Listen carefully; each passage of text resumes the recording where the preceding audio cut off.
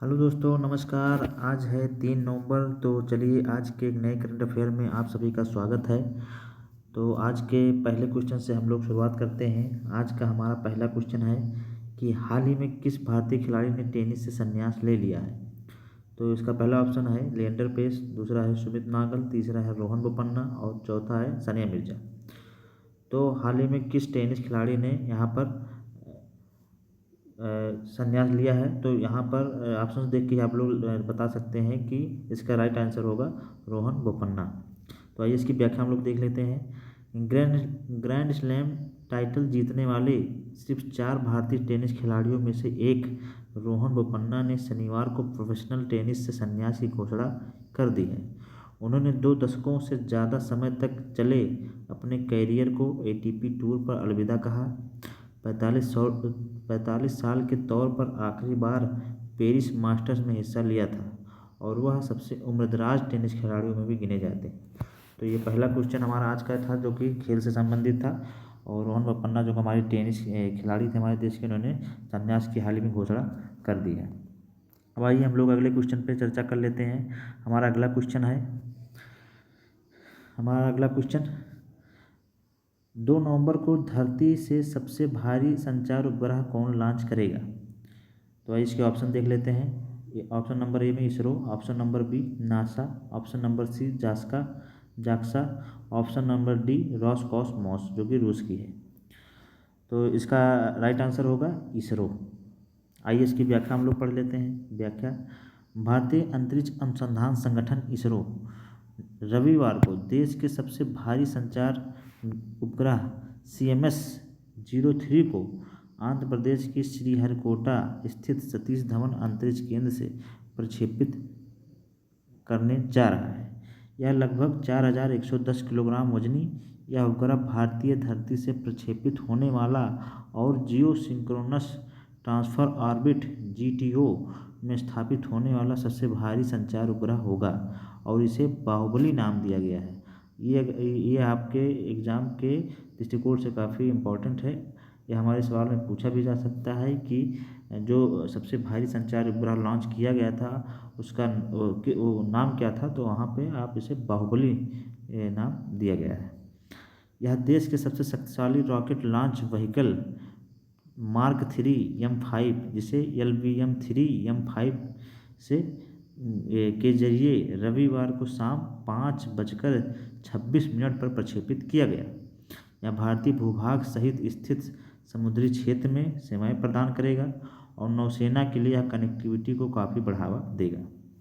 तो ये हमारा आज जो कि रविवार को 2 नवंबर को धरती से सबसे भारी संचार उपग्रह लॉन्च किया गया इसरो के द्वारा। एक बहुत बड़ी उपलब्धि है हमारे देश के लिए और इसरो के द्वारा यह किया गया जो कि LVM-3 M5 के जरिए इसे लॉन्च किया गया जिसे बाहुबली नाम दिया गया। तो ये लोग हमें याद रखेंगे। आइए इसरो के बारे में थोड़ा हम लोग पढ़ लेते हैं। इसरो की स्थापना 15 अगस्त 1969 में हुई थी और इसका हेडक्वार्टर बेंगलुरु है और इसके हेड बी नारायण जी हैं। तो ये हमारा दूसरा क्वेश्चन हो गया। आइए अब हम लोग अगले क्वेश्चन पे चलते हैं। आज का तीसरे क्वेश्चन पे हम लोग आते हैं। तो तीसरा क्वेश्चन हम लोगों का है जनजातीय गौरव पखवाड़ा दिवस कब मनाया जाएगा। तो इसका पहला ऑप्शन है 1 से 15 अक्टूबर, दूसरा है 1 से 15 नवंबर, तीसरा है 1 से 15 दिसंबर और चौथा है 1 से 25 नवंबर। तो इसका राइट आंसर होगा ऑप्शन नंबर बी 1 से 15 नवंबर। आइए इसकी व्याख्या हम लोग पढ़ लेते हैं। धरती आबा भगवान बिरसा मुंडा को धरती आबा के नाम से भी जानते हैं कि 150वीं जयंती पर भारत की जनजातियों की भावना, शक्ति और विरासत का जश्न मनाने के लिए जनजाति गौरव वर्ष पखवाड़ा 1 से 15 नवंबर 2025 को मनाया जाएगा।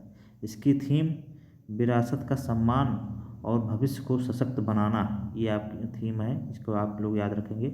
इसकी थीम विरासत का सम्मान और भविष्य को सशक्त बनाना है। बिरसा मुंडा की जयंती 15 नवंबर को मनाई जाती है। इसे एक राष्ट्रव्यापी उत्सव के रूप में मनाया जाएगा जिसमें 30 राज्यों और केंद्र शासित प्रदेशों में से 1 लाख से अधिक कार्यक्रम आयोजित किए जा रहे हैं।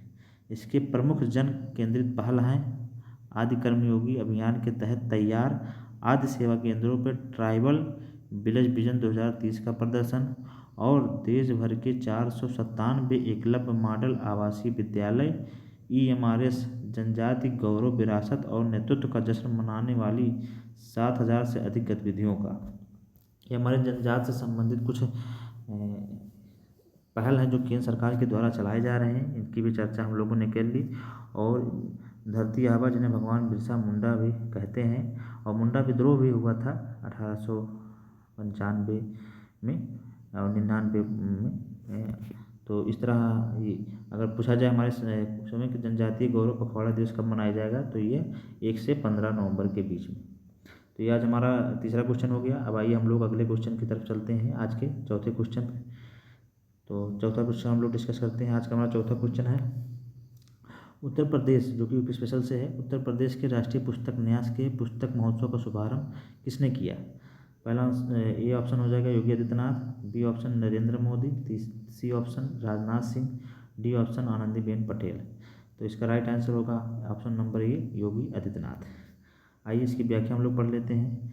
दीनदयाल उपाध्याय गोरखपुर विश्वविद्यालय परिसर में शनिवार को राष्ट्रीय पुस्तक न्यास NBT के 9 दिवसीय पुस्तक मेले का शुभारंभ करते हुए मुख्यमंत्री योगी आदित्यनाथ ने प्रधानमंत्री की पुस्तक एग्जाम वॉरियर्स पढ़ने का सुझाव दिया है।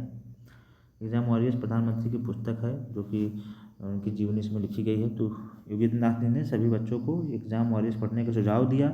उन्होंने कहा कि डबल इंजन की सरकार ने प्रदेश की 57,600 ग्राम पंचायतों के ग्राम सचिवालयों में पुस्तकालय स्थापित किया है तथा 1.36 लाख प्राथमिक विद्यालयों को कायाकल्प किया गया है, जिनमें पुस्तकालय और डिजिटल लाइब्रेरी की व्यवस्था की गई है।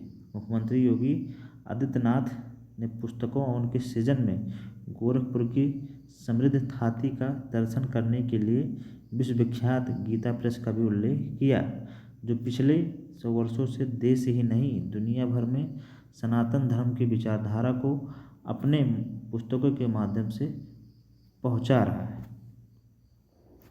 तो ये आज हमारा कुछ चौथा क्वेश्चन हो गया। हम लोगों ने डिस्कस कर लिया आज के करंट अफेयर का। अब आइए हम लोग अगले फैक्ट पे चलते हैं जो कि इम्पोर्टेंट है, आज के दिन क्या हुआ था। चलिए अगला फैक्ट हम लोग पढ़ लेते हैं। डॉक्टर महेंद्र लाल सरकार का जन्म 1833 में 2 नवंबर के दिन ही बंगाल के हावड़ा में हुआ था। 1863 में एलोपैथी में PhD की डिग्री हासिल की, लेकिन विलियम मॉर्गन की फिलॉसफी ऑफ होम्योपैथी पढ़ने के बाद होम्योपैथी को अपनाने का फैसला किया। आम भारतीयों के पश्चिम चिकित्सा के खर्च को वहन करने में असमर्थता व हैजा इलाज में एलोपैथ की विफलताओं ने भी उन्हें प्रेरित किया। होम्योपैथी की विचार के लिए 1868 में कोलकाता जर्नल ऑफ मेडिसिन पत्रिका निकाली। 1868 में उन्होंने कोलकाता में जर्नल ऑफ मेडिसिन पत्रिका निकाली और 1876 में भारत के पहले विज्ञान संघ Indian association for the cultivation of science की स्थापना की। तो ये हमारा फैक्ट हो गया। आइए अब हम लोग अगला देख लेते हैं। GST सुधारों से अक्टूबर में UPI लेन देन 25% बढ़े हैं। 20.70% अब लेन देन हुआ UPI के जरिए। पिछले महीने में 27.28 लाख करोड़ रुपये का लेन देन UPI से हुआ था। तो ये आज हमारे 3 नवंबर के करंट अफेयर थे जो हम लोगों ने डिस्कस किए। और यह क्लास आप लोगों को कैसी लगी, आप लोग अपने कमेंट के जरिए हमारे कमेंट सेक्शन में ज़रूर बताएं। और अगर आपको अच्छी लग रही है तो हमारे चैनल को सब्सक्राइब करें तथा इसे अपने दोस्तों में शेयर भी करें। इसी तरह आपको डेली करंट अफेयर की क्लास मिलेगी और हर एक नए फैक्ट को यहाँ पे चर्चा किया जाएगा। तो आज की क्लास के लिए सिर्फ इतना ही, फिर हम लोग अगले क्लास में मिलेंगे। तब तक के लिए नमस्कार, जय हिंद, वंदे मातरम।